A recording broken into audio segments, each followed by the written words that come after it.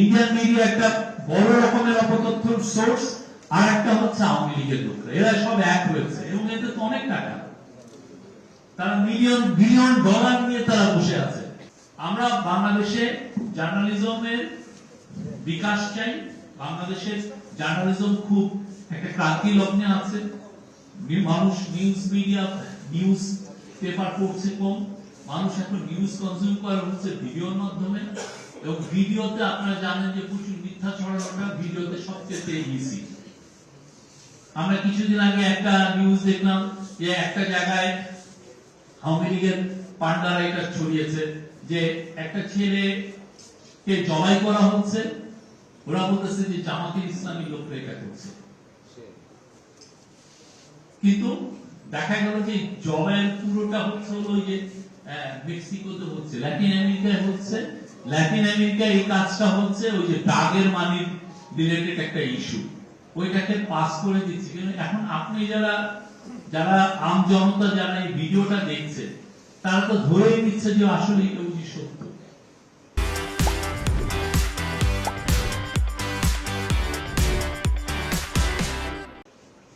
যে আমাদের যে নিউজ কনজিউম আমরা করতেছি এই ধরনটা চেঞ্জ হয়ে গেছে। ফলে প্রতিনিয়ত অপতথ্য আসছে, মিসইনফরমেশন আসছে, ডিসইনফরমেশন আসছে, এবং এই মিসইনফরমেশন ডিসইনফরমেশন নিয়ে আমাদের সোসাইটিকে ডিস্টেবিলাইজ করার চেষ্টা হচ্ছে। এই কমিউনিটিকে ওই কমিউনিটির এগেইনস্টে লাগিয়ে দেওয়া হচ্ছে, এই পলিটিক্যাল পার্টির এগেইনস্টে ওই পলিটিক্যাল পার্টির এগেইনস্টে লাগিয়ে দেওয়া হচ্ছে। আপনার পলিটিক্যাল প্রসেসটাকে ব্যাহত করার চেষ্টা করা হচ্ছে, আপনার ডেমোক্রেসিকে আন্ডারমাইন করা হচ্ছে, সব করা হচ্ছে এই অপতথ্য। এবং এটার সাথে যুক্ত, এটা তো আগে আমরা দেখতাম যে এটা ডোমেস্টিক্যালি এটা হচ্ছে, এখন দেখা যাচ্ছে একটা ফরেন মিডিয়াও এটার সাথে জড়িত, ভয়াবহভাবে জড়িত।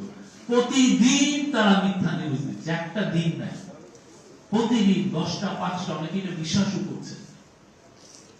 ভালো না, এটা তো ভালো মিডিয়া, ইন্ডিয়ার একটা মিডিয়া এটা দিয়েছে, অতএব নাম করা মিডিয়া এটা দিয়েছে। কিন্তু এটা যে একটা ভয়ঙ্কর রকমের অপতথ্য এবং বাংলাদেশকে যে তারা একটা ডিস্টেবিলাইজেশন করতে চায়, এটা যে মূল উদ্দেশ্য এটা তো আপনি বুঝছেন না। কিন্তু তার মূল উদ্দেশ্য হচ্ছে আমাদের নামে বারবার অপতথ্য ছড়ানো, বারবার অপতথ্য ছড়াচ্ছে।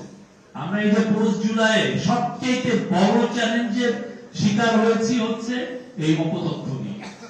এবং এটার সাথে দুইটা ফোর্স, একটা হচ্ছে যে ইন্ডিয়ান মিডিয়া একটা বড় রকমের অপতথ্যের সোর্স, আর একটা হচ্ছে আওয়ামী লীগের লোকরা। এরা সব এক হয়েছে এবং এতে তো অনেক টাকা, তারা মিলিয়ন বিলিয়ন ডলার নিয়ে তারা বসে আছে। তারা প্রতিদিন একটার পর একটা দিচ্ছে। এবং আপনি যেহেতু নিউজটা এখন আপনি ফেসবুকের মাধ্যমে কনজিউম করতেছেন, আপনি নিউজটা রিড করতেছেন ইউটিউবের মাধ্যমে, আপনি ফেসবুকে, আপনি বুঝতেও পারছেন না যে এটা সত্য কিনা।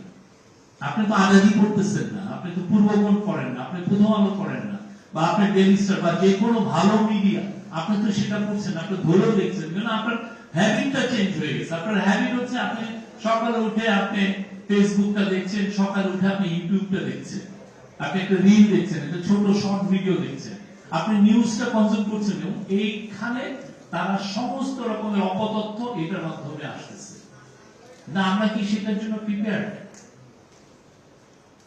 সামনে আমাদের তো ইলেকশন, হয় ডিসেম্বর থেকে আগামী জুনের মধ্যে ইলেকশন হবে। সেই সময়কে সামনে রেখে এই যে এই গোষ্ঠী যারা করছে, হ্যাঁ, আওয়ামী লীগের পান্ডারা এবং ইন্ডিয়ান মিডিয়া, এরা তো আরো করবে, আরো তারা এই আমাদেরকে টার্গেট করে এই কাজগুলো করবে। আমরা কেউ কি প্রিপেয়ার? এই যে আপনাদের চিরাং প্রেস ক্লাবে আপনারা কয়টা ট্রেনিং করেছেন এই ফ্যাক্ট চেকিং এর উপরে, ডিজিটাল ভেরিফিকেশনের উপরে একটাও কি করেছেন? আপনারা কি জানেন যে আপনি যেটা দেখতেছেন, যেটা রেফারেন্সে লিখছেন সেটা সত্য কিনা? আপনাকে তো ফ্লাডেড করে ফেলতেছে মিথ্যা তথ্য দিয়ে দিয়ে, প্রতিদিন সে লিখছে। এই জায়গাগুলোর জন্য আমরা পোস্ট অগাস্ট রেভলিউশনের পরে আমাদের যে চ্যালেঞ্জ গুলো, সেটা মানে আনবিলিভেবল কিছু চ্যালেঞ্জ এসে দাঁড়িয়েছে। এই জায়গায় আমাদের গভর্নমেন্ট একা না, আমাদের সবার এই চ্যালেঞ্জটাকে নিতে